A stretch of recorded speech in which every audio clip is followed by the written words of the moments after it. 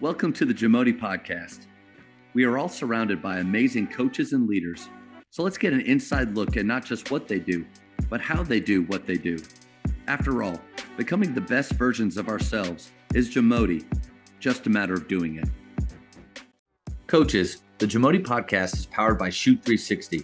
The future of basketball has arrived in Dallas-Fort Worth. Shoot 360 combines the latest sports technology with the fundamentals of basketball skill development. The result is a one-of-a-kind video game-like basketball program designed to improve your shooting, dribbling, and passing. Visit shoot360dfw.com to learn more and register for your free 1-hour workout evaluation. Shoot 360, the future of basketball is here. Great point. And I think that's too why our seasons, our programs need to have an overarching theme that's, hate to say it or hard to say, bigger than winning. If winning is the only way that a team achieves success in a year, well, coach, there's only going to be one team that feels like it was a successful year at the end. I think that more of the common feeling is what you had, what a lot of our teams had, which is, you know what? For many different reasons, sometimes you have injuries to key pieces and people ask, why did you guys go deeper? Well, I have two real important or easy reasons for that, but it can't, if there's an overarching theme to it that's bigger than winning, then every season can end in a success, independent of maybe how deep or how far you go. But man, I think that kind of starts with us, right? Like, do we believe that basketball, the game, is more than just winning, even though that's important?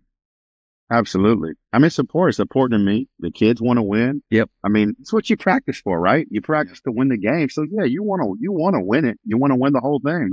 That's my goal every year, whether I have a team I think I can do it with or not. It's the craziest thing. Us coaches, man, we're some weird cats, man.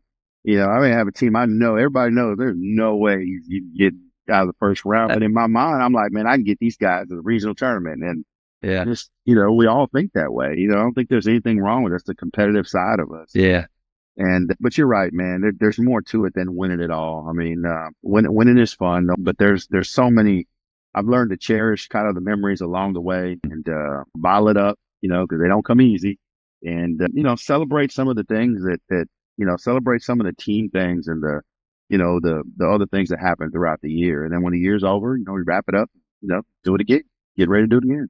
Yeah. I love that vision that you have. I think great coaches have vision for what their team, what the season can look like. And then Ross Hodge from UNT had I thought, a great point of, you have to instill belief in your team, but then there has to be a component of work that goes with the belief, or else you're the team that says we're going to win state, but you don't work hard. You don't do the things necessary to get there.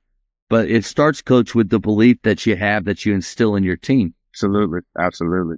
And then the last one, Matt, I think would be, I think we're on the third one now out of the three characteristics I pick, would just have strong leadership qualities. I think a coach has to be able to, you know, command the gym when he walks in, you know, be able to same thing with a room full of people. You know, if you're a good communicator, you know, you got to be a good evaluator of talent.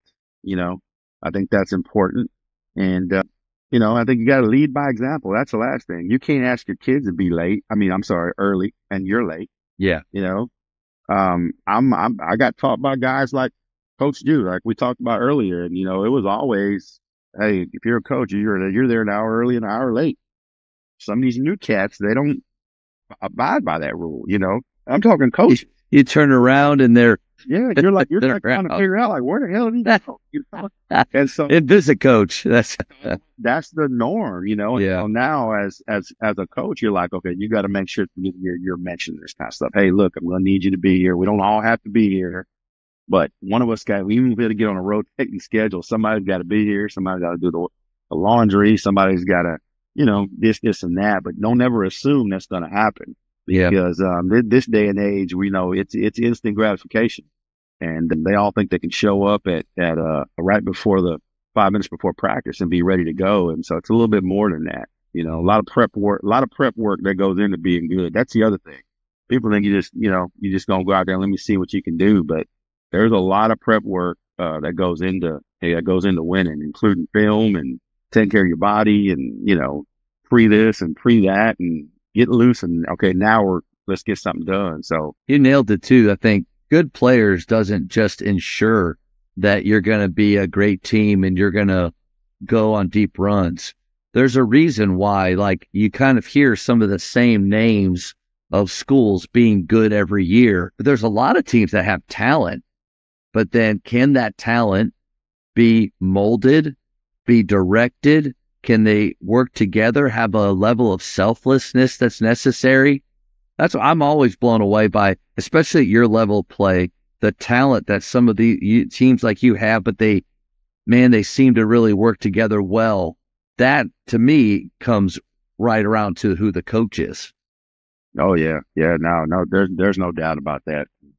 It's just one of those things, one of those little small, characteristics that good coaches have. At least that's how I feel. I'm sure there's more we can come up with and talk about, but those would be the three that kind of stick out for me. What do you think is one thing? It's hard to choose one thing. I was talking with Kevin Eastman, a longtime Boston Celtics coach, wrote the book 25 Rules of Leadership, 20 something. But he said, I hate one thing questions. So it's like, okay, well, what's a couple things, or what do you think makes your program different? I think it's our attention to detail. Just the way we do things. I think I asked somebody really close to our program that once I picked these questions out, and I asked him, I said, I know what I'm going to say, but I'm just asking you without me telling you. I want you to answer this question. I'm like, what do you think makes us different? And the first thing he said was, Coach, that's easy. Attention to detail. And I'm talking about a guy, a former player, and that's watched us practice, that's been in our practices and been in our games and for years. And so he kind of, whenever I need some feedback, I trust his eyes. A former played at the school, former guy was an All-American and stuff, so he knows what he's talking about. That's the first thing he said. He's like, and I said, well, explain that to me.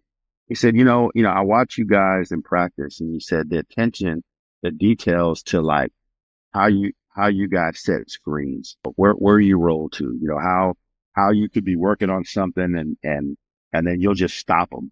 And you talk about the spacing and you move them here, you move them there, and you talk about the why, or, you start a sentence. And I did this today, quite frankly, with my freshmen. You start a sentence and then you stop and you make them fill in the blank, just little things like that. I think is what he was talking about. And so I think the attention to detail is kind of something that separates us, and you can see it. At least I can, because it makes me happy, right? When I watch our kids play, and it gives me something to praise them about.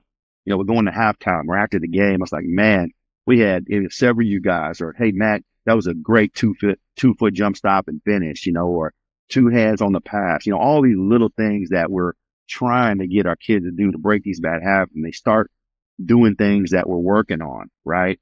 And you see them in the games, and you got to praise them because you're going to get more of it, but you got to know what also, you also as a coach, you got to know what it is you want to, and so those details, that we practice, that we break down in practice, and that we look for, we want to make sure that we look for them when the kids are doing them. And then when they're doing them, we point it out to them, and that has helped us a ton, I think. Coach Aker at OBU said that the little things are the big things. And I feel like that's what coaches like you really understand. And I go back to this idea of being a master teacher. When I was at public school, I never got evaluated. When I was at McKinney High, I never got evaluated in the gym. I always got evaluated in the classroom. And I always thought, like, man, come evaluate me in the gym. You'll see authentic engagement. You'll see people just hungry and all this stuff. But a master teacher, I think you can put them into any situation. They know how to communicate. They know how to be adaptable. They have strong leadership that can command the gym, like you said. But then the attention to detail, Coach, that's one thing I got from PGC that blew me away. And I think that great coaches like you have, for sure. Coach, speaking of PGC, I was just, my nephew just turned 30 or something the other day. And we have a group text with our family. And there's a picture of him. He's a little kid. He had just came to Dallas, and he went through. We used to go to this. We put him through the DeSoto camp. I mean, he was young at the time. He might have been 5 or 6. And so I'm hugging him, and I got a picture of PGC shirt on. I'm like, man, I remember that shirt. Well, I worked the camp. I used to work the camp 20-something years ago. That's back when, when Dina. Wow. It was Dina and Dick DeVangio's brother. They were running it. And so I used to work that camp, man, and I learned a lot there, man. You worked your butt off, though. You know, it was from 7 a.m. to, 10 at night, and then you're back up at 7 a.m. again. And so it was pretty good, man. So PGC is always I follow them closely even to this day. Yeah. I tell coaches all the time that like one of the best investments I think they can make is to be an observing coach at a session. My favorite times directing was to be able to sit with those coaches after sessions, and it was a big motivator for doing this. I loved working with the athletes, but coach, at 9:30 at night, when I'd bring those observing coaches, say, hey, grab a chair. Man, let's talk about what you saw today. What'd you like? What's something you're going to take home? What's something you had a question about? And it then inevitably would come around to like what I've taken into my programs, what I use or not. And then we talk about running and gunning, and coach, it would just go for 3 or 4 hours at that point, but a lot of the things that you've already brought up, I feel like those PGC sessions, and Dick was one of the brightest basketball minds of all time. And then Dina took it over, and it's in a great place with Mono Watson now. Yeah. Really, really good for basketball, man. Yeah. I encourage all my kids that ask for their parents, hey, where should I send them? It's the first thing I send them to PGC. Can't go wrong.